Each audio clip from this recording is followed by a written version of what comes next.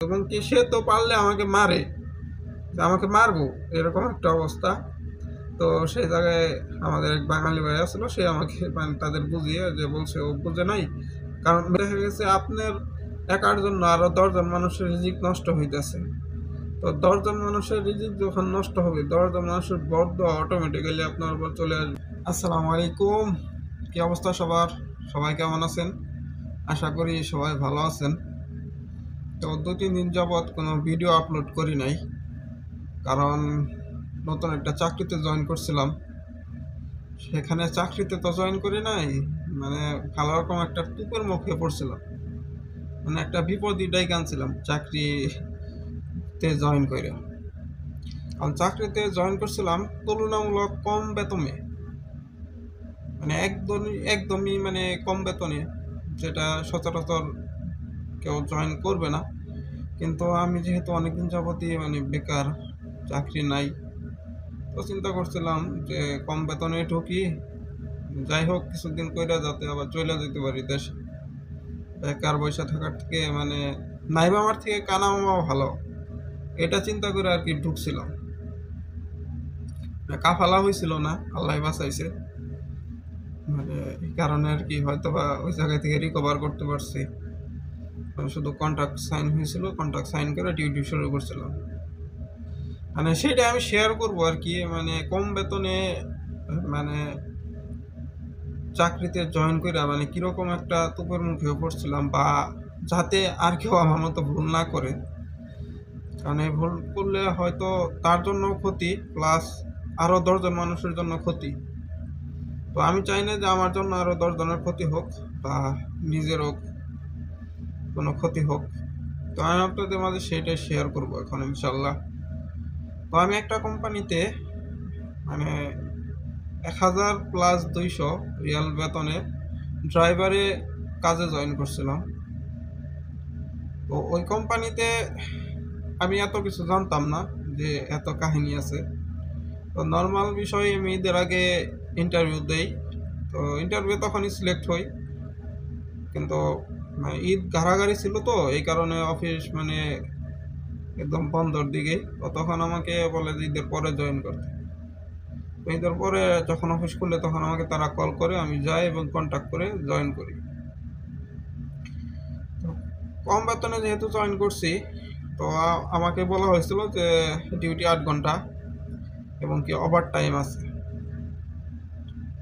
তো এই চিন্তা করে যে গাড়ি থাকলে টুকটাক কিছু করা যাবে, বা যদি কিছু ওভার টাইম হয় আলহামদুলিল্লাহ হয়ে যাবে ইনশাল্লাহ। তো এটা চিন্তা করে আমি চাকরিতে জয়েন করি, কিন্তু চাকরিতে জয়েন হওয়ার পর আমি এমন একটা সমস্যার সম্মুখীন হই যেটা আমি কখনো কল্পনাও করতে পারিনি।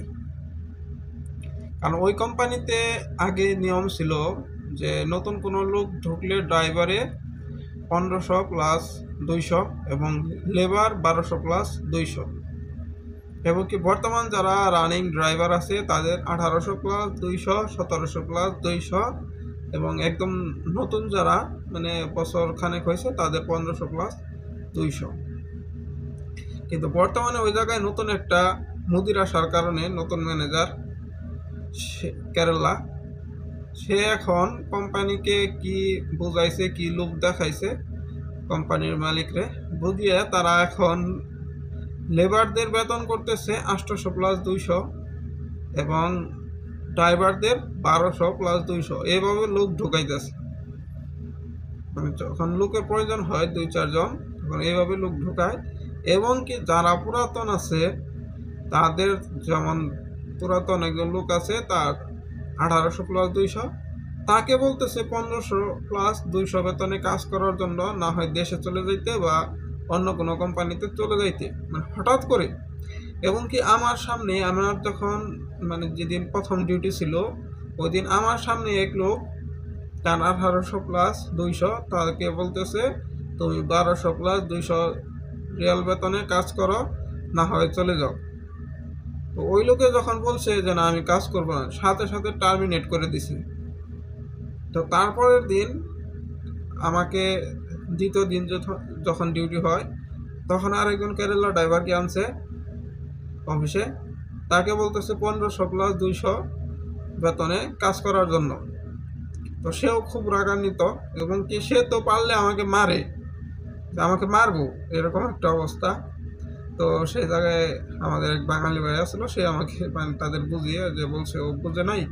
কারণ মেন সমস্যাটা হচ্ছে আমি বা আমাদের মতো যারা একটা কোম্পানিতে যখন ভালো বেতনে চাকরি করে অনেকেই, ওই জায়গায় যখন কম বেতনে লোক পায়, লোকগুলা ঢোকায়, তখন কি হয় ওই যারা পুরাতন আছে তাদেরকে আসলে তাদের ভ্যালুটা কমে যায়। কোম্পানি সবসময় চায় কম বেতনের লোক খাটানোর জন্য এবং বেতন কম দেওয়ার জন্য।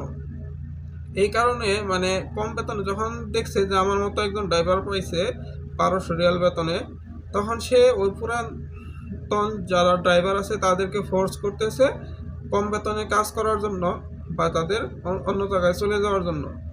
তো এই জন্য আমার আগেও কয়েকটা ড্রাইভার গেছে, তাদেরকেও তারা ওইরকমভাবে বুঝাইছে যে দেখেন এখন আপনি এই জায়গায় কম বেতনে ঢুকবেন, আপনারও সমস্যা এবং কি প্লাস আমাদেরও আরও 10 জন লোকের সমস্যা।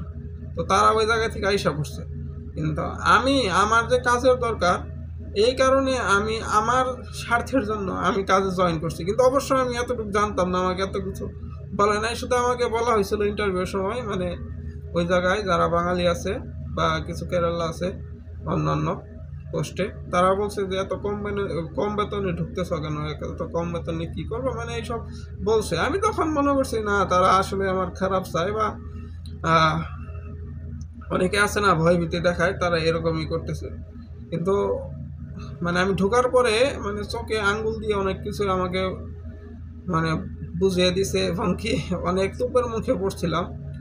এতটা আমি প্রেশারে পড়ছিলাম যে আমাকে রুম দেওয়া হয়েছিল, যারা ক্যাম্পে যে দায়িত্ব ছিল সে আমাকে রুম দিছিল নিয়ে একদম ধরেন উপরে 3 তলায়, একদম অমুসলিমদের সাথে, ইন্ডিয়ানি অমুসলিমদের সাথে। সেখানের পরিবেশই খুব জঘন্য ছিল। সেখানে আমি 3 দিন ছিলাম।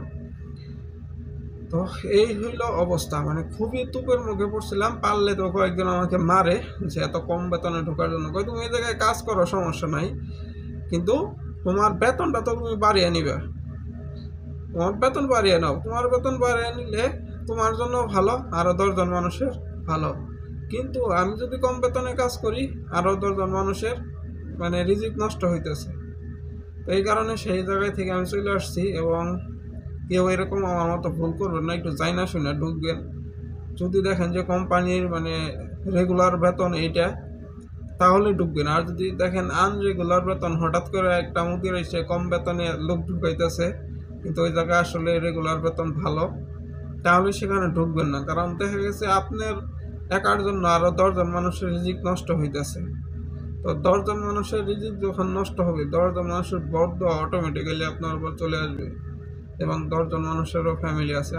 আমারও যেমন চাকরির প্রয়োজন, বেতনের প্রয়োজন, আরও 10 জন মানুষেরও চাকরির প্রয়োজন, তার ফ্যামিলি আছে, তারও টাকার প্রয়োজন। তো এরকম আমার মতো কেউ ভুল করবেন না। এবং কি কম বেতনে আসলে চাকরি করাটা খুব টাফ, কিন্তু কি করবো, আমরা নিরুপায়, পাই না, এই কারণেই ঢুকি। তো তারপরেও একটু ভেবেচিন্তে দেখে শুনে খোঁজ খবর নিয়ে, যাতে আপনার কারণে আরও 10 জন মানুষের রিজিক নষ্ট না হয়, এই জিনিসটাই সবসময় খেয়াল রাখবেন যতই কষ্ট করেন। তো ভিডিওটি সবাই দেখার জন্য ধন্যবাদ। ভিডিওটি এখানে শেষ করছি এবং সবার সুস্বাস্থ্য এবং দীর্ঘায়ু কামনা করে, এবং সবাই যে যেখানে থাকেন না কেন অবশ্যই 5 ওয়াক্ত নামাজ পড়বেন ইনশাল্লাহ।